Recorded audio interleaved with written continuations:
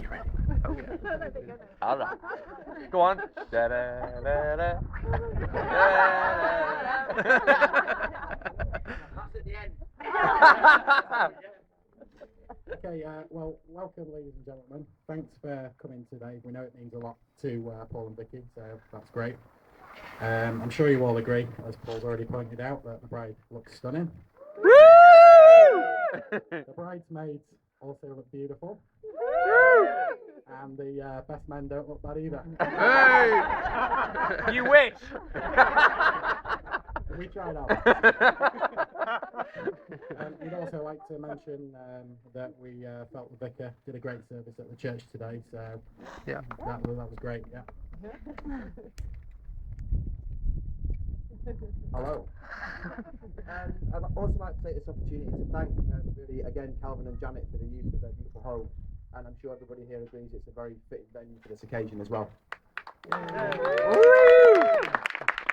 I know we might have some new arrivals, so just a reminder that the toilets are at the top of the drive. And please use that as a smoking area as well. Thank you. And that takes us to the groom. I'm just going to get through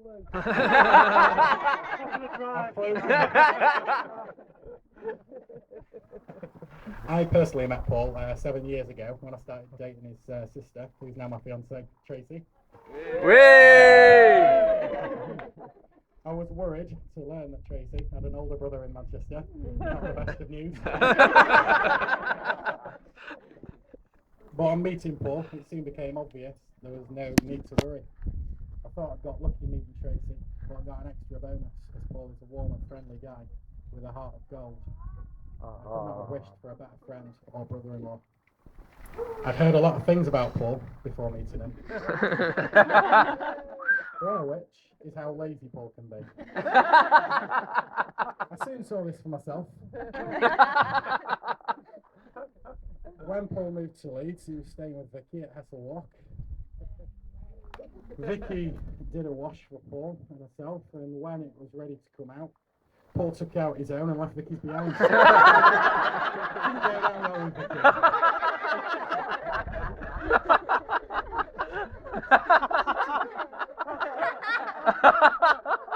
Paul also lived on cereal because it's easy. No effort required. Bit of milk. Vicky's since worked on Paul, and now Paul's happy to phone for takeaway.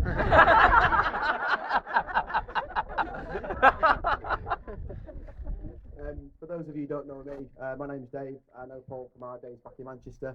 Paul, I love you like a brother, and I'm just absolutely chuffed a bit, just seeing what's happening to you today. So that's fantastic. I first met Paul when we worked together behind the bar at the Labour Club back in Manchester, and I knew very early on that he was quite a character. That's saying something. It became obvious to me very early on that Paul was popular with the ladies, let's be frank about it. But a lot of this was due to the fact that his fans believed that he looked like Keanu Reeves.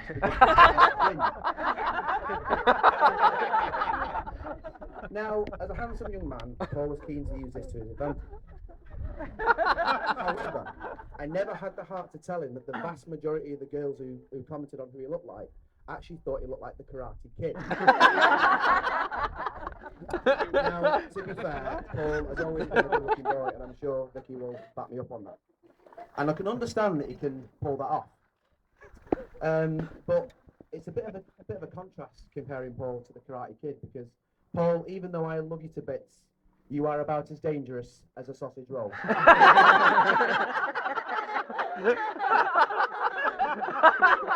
I'm not being funny, but that's the way it goes. Paul's always taken great pride in his appearance, especially with his hair. Hey.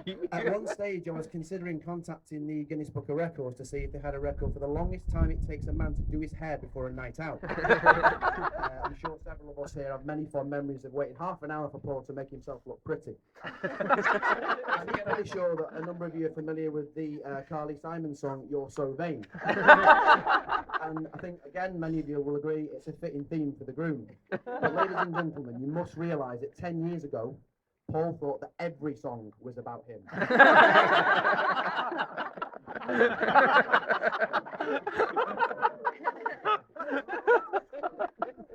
Okay, so approximately 5 weeks ago, we took Paul on a trip to Newcastle for his stag.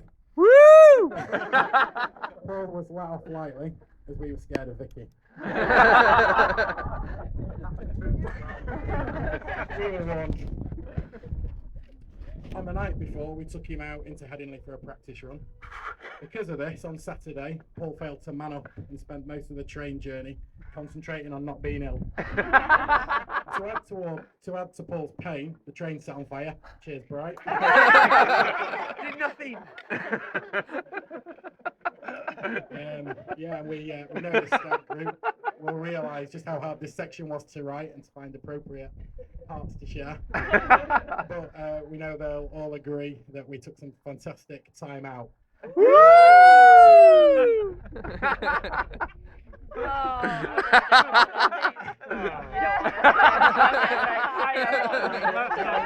And I suggest you don't ask. No, I meant it, don't ask. I've come to the conclusion that Vicky is basically a magician in disguise. In all the time that I've known Paul, I've come to understand he's a man's man, he's very set in his ways, and frankly, mate, he's stubborn. I never thought Paul would actually get married before. I never thought Paul would get married, but he has come close before. Paul once told someone that he would marry her if Man United won the Champions League. Unfortunately for Vicky, United were knocked out in the semi-final days. So she had to wait. She got a wish eventually. However, Paul didn't bother to ask when we eventually lifted the trophy. Paul, I'm disgusted with you. Yeah, so marriage is a wonderful thing that binds two people together. Paul has gained an intelligent, successful wife who will drive them both forwards.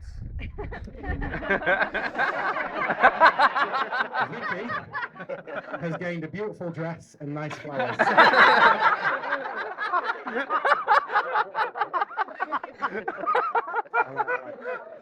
On a serious note, that's enough. You're all right. You're out of it now, mate.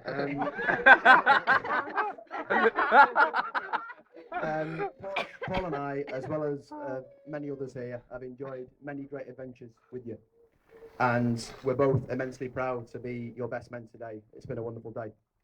Today, Paul and Vicky, you are embarking on the greatest adventure that there is in life, marriage. And together you can achieve absolutely anything that you set your hearts on. And we wish you all the happiness in the world for the future. So could we please ask you to raise a glass to Mr. and Mrs. Stevens? Way! Mr. and Mrs. Stevens. That's it, we're done.